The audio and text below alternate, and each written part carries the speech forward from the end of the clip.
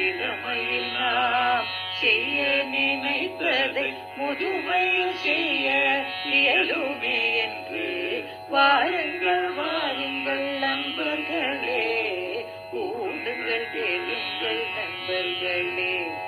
கோவைவானில் ஒன்றாய் கூடி சிந்திப்போம், கேட்போம், மகிழ்வோம்.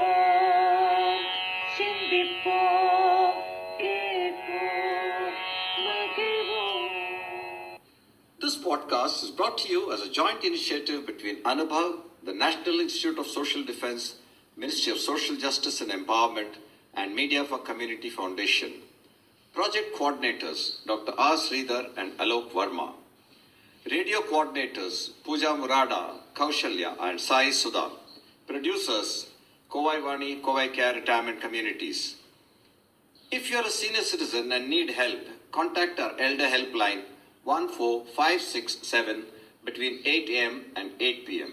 We promise to help you lead a better life.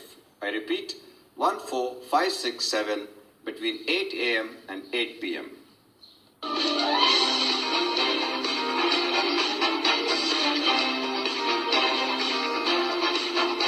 வணக்கம். Hello friends, this is Malati Jayakumar from Covaicare. I want to share my thoughts on the unique Indian. I find all cultures and all nationalities very interesting and their traits quite admirable. However, Indians are the most colorful, complicated, infuriating, interesting and totally unpredictable people on earth. At times, even an Indian may not be able to understand another Indian. The diverse cultures, various languages and different habits can lead to very funny situations. And the funny thing is, not many Indians see the funny side. Once, when holidaying in Ooty, my daughter and I had to use the restroom. With great trepidation and not many fond memories of past experiences, we chose a pay toilet. As we climbed down the stairs and caught the first sight of the place, we almost gasped in surprise. A neat row of 3 very dry cubicles raised our hopes. Seeing us, the attendant took our money and eagerly stepped forward, requesting us to stand aside. While we waited, she quickly lifted a bucket of water, expertly emptied it into the first cubicle, and with a proud smile showed us how all the 3 cubicles were interconnected so that by an opening in the walls, so that one bucket of water could inundate all 3. We stood aghast, suppressing our laughter and frustration, thinking of the wise man or woman who had invented this brilliant idea. What had been a perfectly clean place was now all wet and slippery. Indians are staunch believers that wetness is next to godliness, and they usually pour water everywhere, be it the temple floor, the bathrooms, or courtyards. With many people walking over it, the wet floor soon becomes slushy. The mania for washing feet after using the toilet is such an obsession that I once witnessed a woman struggling to put her feet into the wash basin at a toilet in Frankfurt Airport. Perhaps that is the reason you will find out-of-order signboards outside the toilets in Frankfurt, especially near the gate for flights headed to India.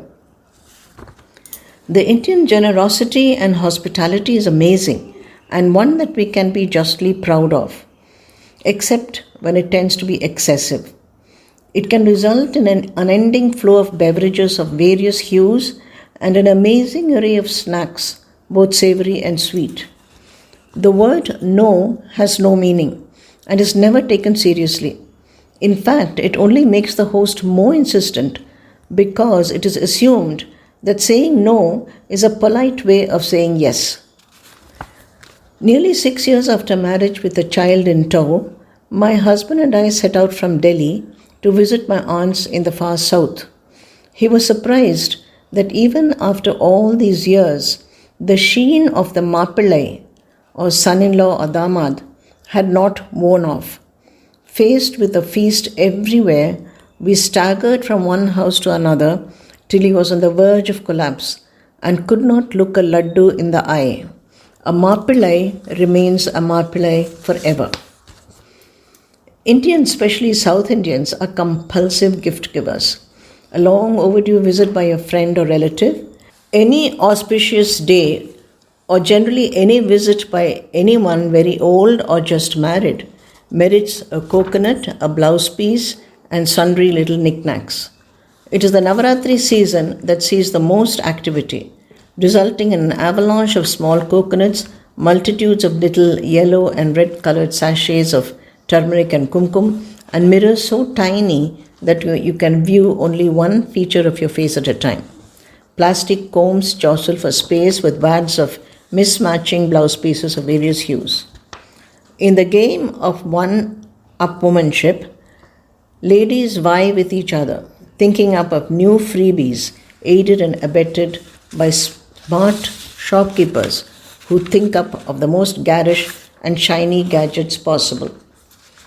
I give generously from my stash to children and visitors, but the recycling of slightly larger gifts needs an alert mind, a keen memory, and a good deal of sensitivity. A record of the donor has to be maintained meticulously, updated with care to ensure that the gift does not get back to the donor. I once gifted what I thought was a rather unique jewel box made of soapstone to a friend. It was slightly chipped at the bottom, a minuscule bit that was hardly noticeable. 6 months later, I visited one of my aunts and came home with a beautifully gift-wrapped parcel. Opening it with great excitement, I saw a similar box nestling in tissue paper. There was a minuscule chip at the bottom. It had come home after a long journey. Taking a cue from Animal Planet and National Geographic, I now track the item I recycle.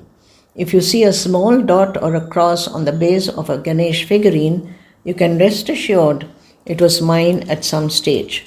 What goes around comes around. Another foible very typical of Indians is the unquenchable thirst about a person's life. This comes to the fore particularly during a lengthy train travel, but can also happen in waiting rooms or park benches.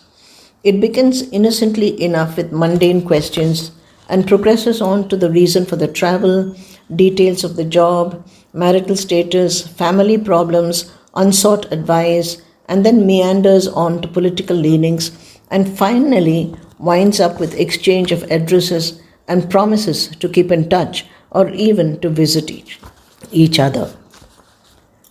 If the person is slightly elderly, the first question would be the number of progeny. If it is a daughter, the next question would be the marital status. And if it is a son, the query will be about employment.